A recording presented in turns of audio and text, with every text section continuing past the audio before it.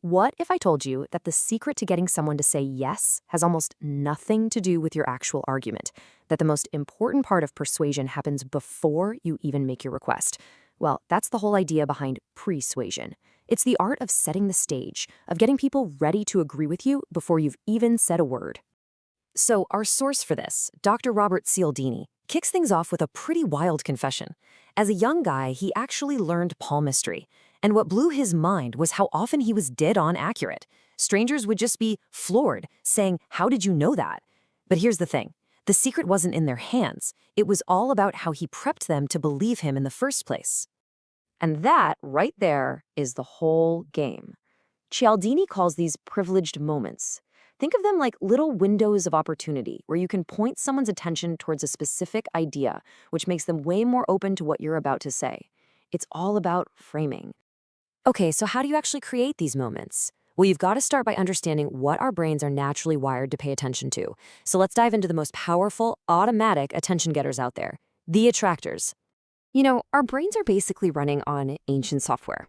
And that software is programmed to immediately notice three things above all else: the sexual, the threatening, and the different. It makes sense, right? These are all tied to our most basic survival instincts: the drive to reproduce, the need to stay safe, and our instinct to spot anything unusual. They just grab our attention, no questions asked. Let's see how. And you won't believe how subtle this can be. Check this out. In a French study, researchers had men get asked for directions. Some were asked how to get to Martin Street. Pretty normal. The other group was asked for directions to Valentine Street. A few moments later, a young woman would accidentally drop her phone. And get this. The guys who were just primed with the romantic idea of Valentine were literally twice as likely to help her out. That's persuasion.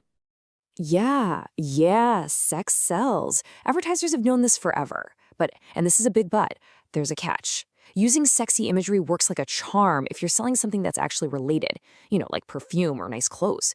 But if you just slap a bikini model on an ad for, say, a car battery, people will remember the ad for sure, but they won't remember the product. The cue has to match the message. So, the second big attractor is the threatening. Our brains are always scanning for danger, which is exactly why it's so hard to look away from stuff like this. These graphic warning labels on cigarette packs, they're designed to hijack our attention by tapping right into our primal fear of getting sick and dying. But just scaring people isn't enough. And this is absolutely crucial. If you only show people a scary problem, their brains just kind of short-circuit. They don't try to solve the issue, they just tune out the scary message to protect themselves. So for a fear-based message to actually work, you have to pair it with a really clear, easy-to-follow solution. You have to give them a way out.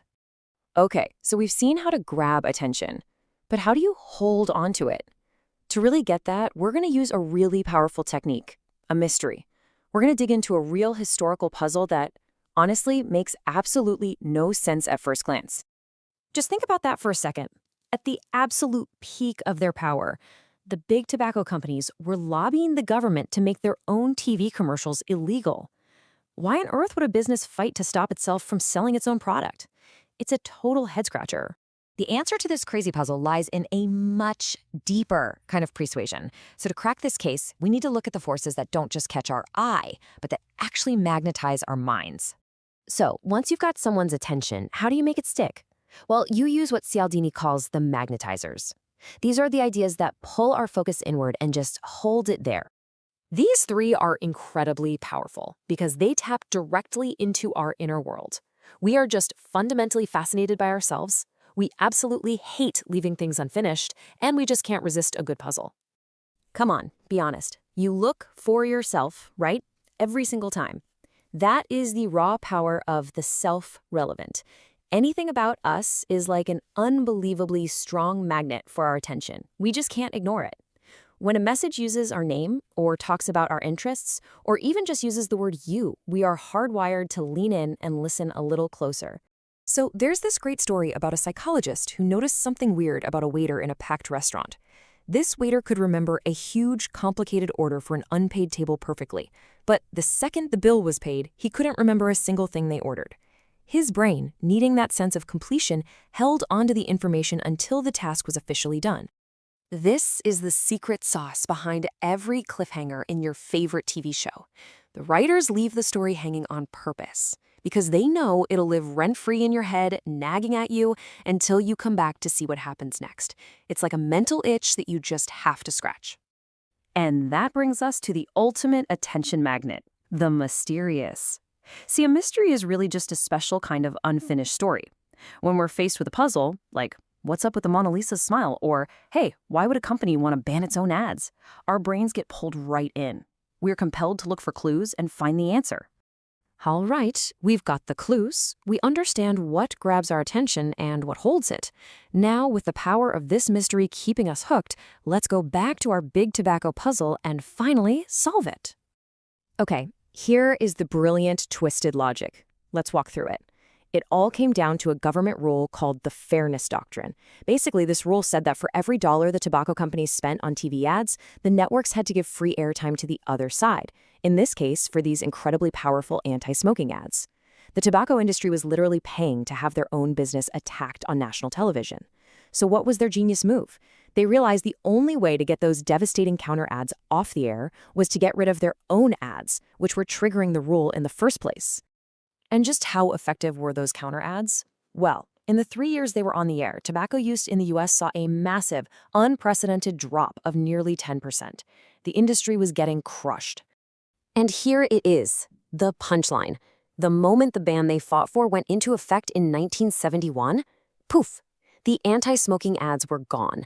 And for the first time in years, tobacco sales shot up, while their advertising costs went down.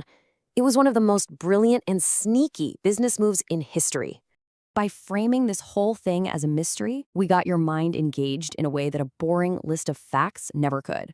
It's just like Einstein said, this hunt for answers, this deep need to solve the puzzle, that's what drives us, whether we're artists, scientists, or just trying to figure out how the world works. So, the big takeaway here is that persuasion isn't just an art, it's a science of preparation. It's about grabbing and channeling attention before you ever make your pitch. So the real question for you isn't just what you're going to say next time you need to persuade someone, but what are you going to do in that privileged moment just before you ask?